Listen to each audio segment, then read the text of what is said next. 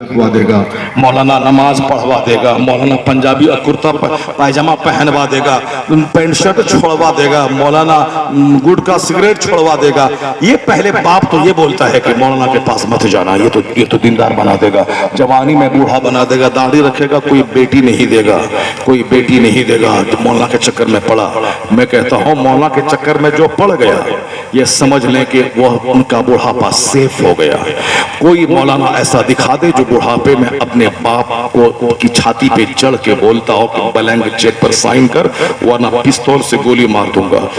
नहीं मिलेगा, करोड़ों में कोई नहीं मिलेगा। लेकिन जो बच्चे स्कूल कॉलेज में पढ़ते हैं, दीन नहीं सीखे, वह बच्चे अपने बाप की छाती पे चढ़ के कहते हैं कि इस पर साइन कर वरना पिस्तौल से गोली मार दूंगा, मार भी देते हैं। आए दिन अखबार में खबरें आ रही है। जब बच्चा कल बिगड़ जाता है, ससुराल वाले का गुलाम हो जाता है, तब दौड़ के मौलाना के पास आता है वह बुढ़ा और बोलता है हजरत एक तावीज दे दीजिए, मेरा बेटा ससुराल वाले का गुलाम हो गया, सास का गुलाम हो गया, वो अपनी साली का गुलाम हो गया, वो बीवी का गुलाम हो गया, माँ बीमार पड़ी है उसको हॉस्पिटल नहीं ले जाता है। मैं कहता हूं 100% तेरा कसूर है। तुमने अपने बच्चों को मदरसे से नफरत दिलाई, आलिमों से नफरत दिलाई, या सोच करके कि मेरा बेटा मुल्ला ना बन जाए, मौलवी के चक्कर में ना पड़ जाए। और आज जब चमन लूटा है तो दौड़ के तावीज लेने मौलाना के पास आ रहे हो। नहीं होगा ऐसा। किसी आम का पेड़ कोई लगाया हो, ये बोले तावीज दे दीजिए उसमें से सेब निकल जाएगा, ऐसा नहीं होता है। कोई धान खेत में लगा दे, बोले हजरत तावीज दे दीजिए वहां से गेहूं निकल जाए, नहीं होता ऐसा।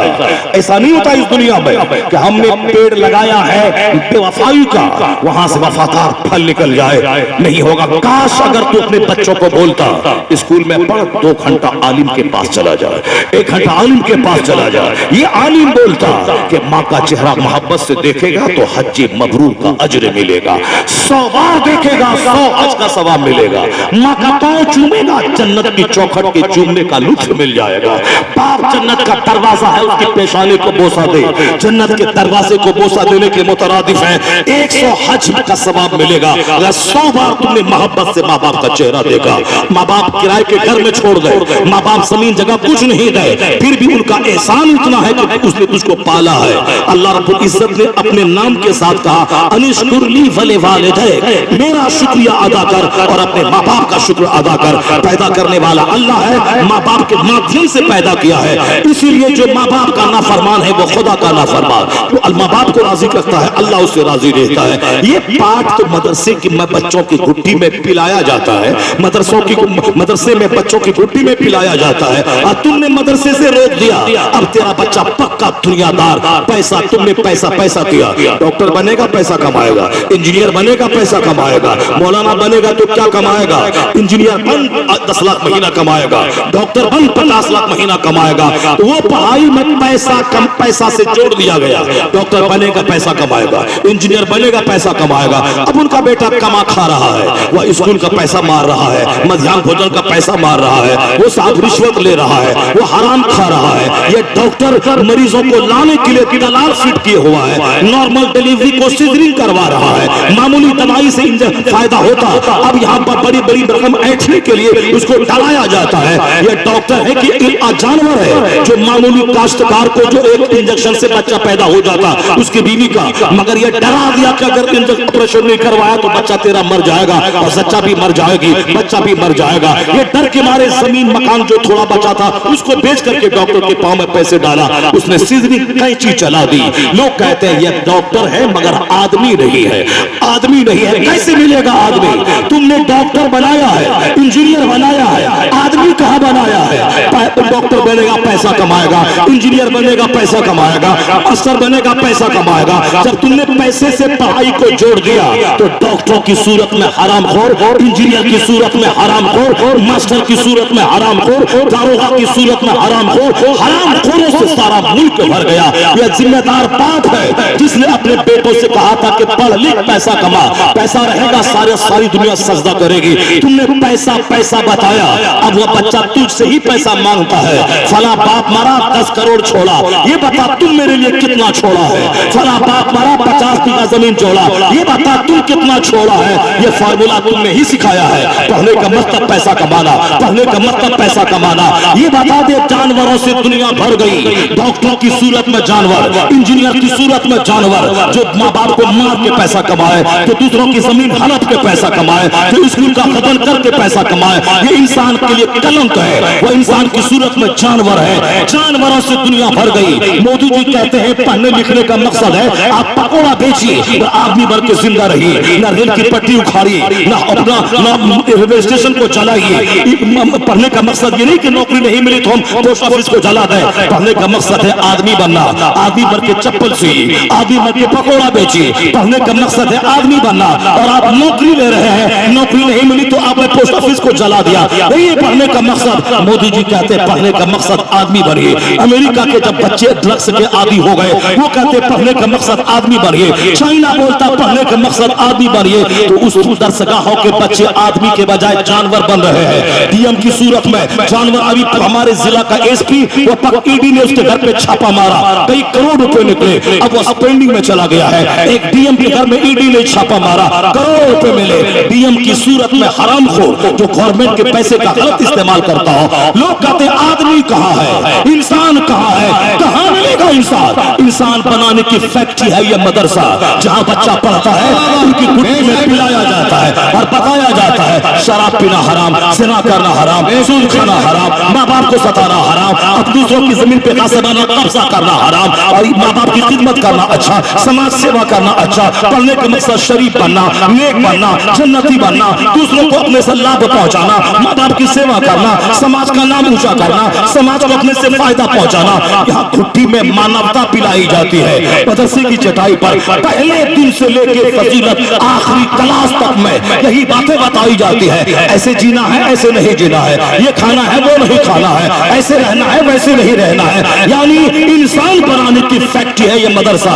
यह फैक्ट्री पहले जिंदा थी, जो यहाँ से इंसान पैदा होता था, समाज में आदमी मिलते थे। ये वक्त मुत्तकी है, ये वली है, ये कुतुब है, ये अब्दाल है, ये समाज सुधारक है, ये समाज को लाभ पहुंचाने वाला है, ये इंसान है। और आज तो समाज में डकैत है, चोर है, गुटखाखोर है, बेईमान है, बदतमीज है, लुटेरों से समाज भर गया। क्योंकि मदरसे को लोग आतंकवादी का अड्डा कहने लगे। गवर्नमेंट भी इसको बंद करने पे तुली है। हमारा मालदार तबका भी अपने बच्चों को मदरसे में नहीं भेजता। ये बताया जब फैक्ट्री बंद हो जाएगी, अब पैदावार घट जाएगी, तो फिर समाज में शरीफ कहां से मिलेंगे, वली कहां से मिलेंगे, कुतुब कहां से मिलेंगे? समाज चोरों से भर गया। अगर लोग चाहता है कि समाज आदमी से भरे, इस फैक्ट्री को दोबारा जिंदा करना होगा। जिस दिन ये मदरसा जिंदा हुआ, मदरसे का प्रोडक्ट बढ़ता गया, तो समाज डकैतों से खाली होगा, शरीफों की तादाद में इजाफा होता चला। बेशक नारे तकबीर, नारे रिसालत, डॉक्टर शहरयार रजा साहब किबला, नारे तकबीर, नारे रिसालत, जिंदाबाद जिंदाबाद। मकान बनाने की फैक्ट्री है ये मदरसा।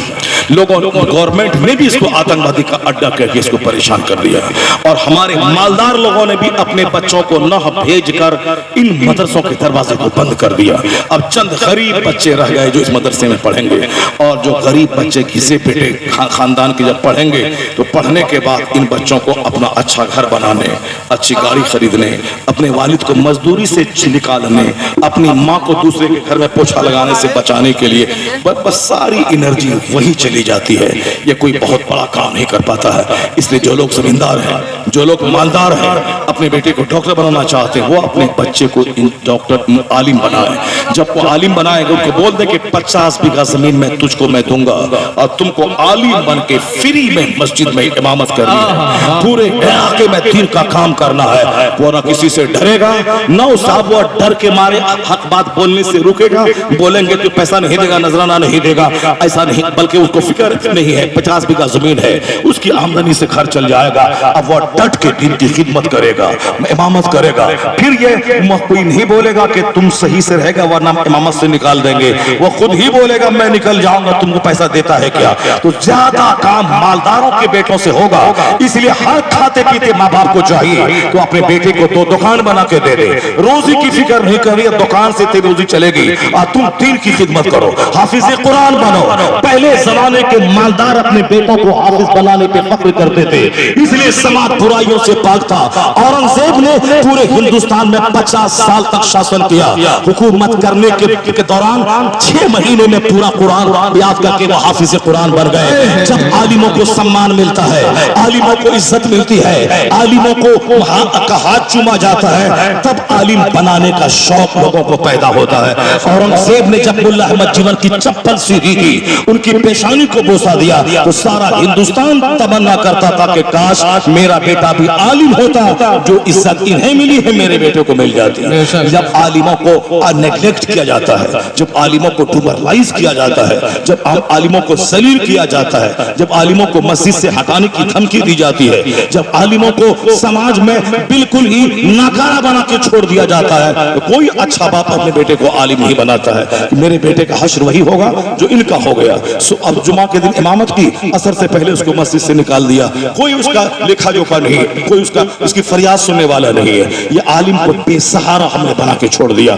अगर अपने आलिमों को मस्जिदों में 100 घर की आबादी है और सारे लोग 1000 रुपए महाना मस्जिद के नाम पे निकाल दे, तो 100 की आबादी में 1-1000 रुपए जब मैं कमाता हूँ 1 लाख रुपया, तो मस्जिद की आबादी के नाम पे 1000 रुपए देना कोई भारी बात नहीं है। अगर 1000 रुपए 100 आदमी को दे दिया तो 1 लाख महाना होगा, तो एक इमाम की तनख्वाह आसानी से 30,000 रुपए आसानी से तनख्वाह हो सकती है। और दूसरे उम्र में मौजूद की तनख्वाह 15,000 रुपए आसानी से हो सकती है। और फिर मस्जिद की सजावट पे, एसी पे, वाशरूम कायदे से बनाने पे, बहुत शानदार ढंग से मस्जिद में जब आदमी नमाज पढ़ने जाए तो दिल लगे कि वहीं रह के 1000 बार और दुरूद पढ़ लो, ऐसा माहौल मस्जिद का बन जाए।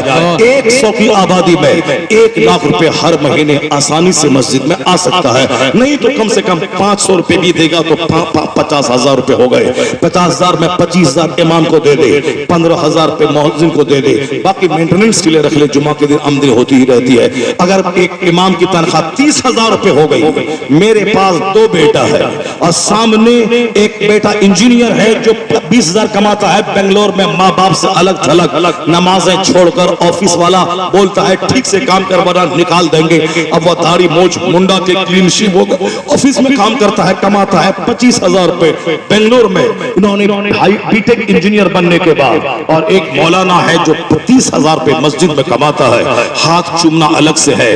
अरबपति उनका झोला उठा के अपने घर में लाते हैं और मसनद पे बिठा के कहते हैं मुझे नहीं मालूम कि तेरा बाप मजदूर है, तेरी माँ पोछा लगाती है, मैंने जो तेरा हाथ चूमा है यह सोचकर कि तू नाइबे रसूल है, मुस्तफा की हदीस सुनाने आया है। अगर अरबपति हाथ चूमे, पेशानी को बोसा दे, तो एक आदमी जिनके पास 2 बेटा है वह सोचेगा मैं इंजीनियर बनाऊं या आलिम बनाऊं, तो सामने आलिम की इज्जत और उसकी मेयारी 30,000 रुपए महाना तनख्वाह और तमाम मोहल्ले वालों का जबरदस्त शानदार एहतमाम, खाने पीने का, उनकी इज्जत को देख करके वो फैसला करेगा पहले मैं अपने बेटे को आलिम बनाऊंगा, क्योंकि दुनिया भी मिलेगी और जन्नत भी हाथ से न जाएगी, इज्जत भी मिलेगी। इसलिए आलिमों का मकाम इतना बुलंद करता है कि लोग अपने बच्चों को आलिम बनाने पे फख्र महसूस करें। अगर आलिमों को जलील किया जाता रहा, आलिमों को सलाम नहीं किया गया, उनको गाली दी गई, तो एक आलिम नहीं मिलेगा। जब आलिम नहीं मिलेगा तो जनाजे की नमाज कौन पढ़ाएगा, निकाह कौन पढ़ाएगा, कुरान कौन करेगा, मस्जिद में इमामत कौन करेगा। एहसान इनका है, ये इमामत करते हैं, नमाज पढ़ाते हैं, बच्चों को कुरान पढ़ाते हैं, हमारा निकाह पढ़ाते हैं, जनाजे की नमाज पढ़ाते हैं, हमारे घर में बरकत की दुआ करते हैं। आलिम अगर न रहे तो आसमान से आग बरसेगी। ये एहसान ये कुरान हदीस पढ़ाने वाले उलमा का है कि आसमान से बारिश होती है, जमीन से फसलें पैदा होती है और हमारा जिंदा रहना इनकी वजूद को मौजूद है। अल्लाह ताला हम सबों को आलिम दिन की कदर करने की तौफीक अता फरमाए।